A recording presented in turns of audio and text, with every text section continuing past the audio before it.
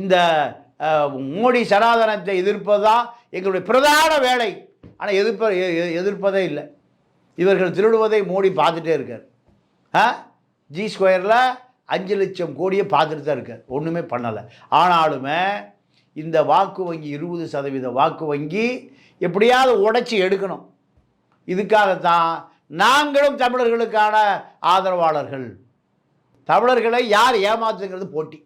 பிஜேபியோடு ஏன் அதிமுக பிரிச்சுட்டு வந்ததுன்னா, பிஜேபியோடு கூட்டணி இருந்தால் அதிமுக தேராது.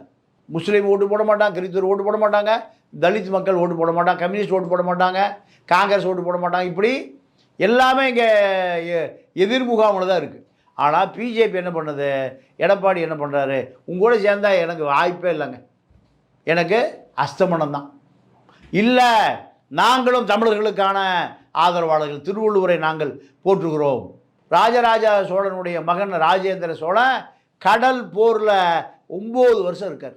கங்கையை போய் ஜெயிச்சுட்டு கனக விஜயன் தலையில் கங்கை நீரை கொண்டு வந்து இங்கே கும்பாபிஷேகம் பண்ணுறார்.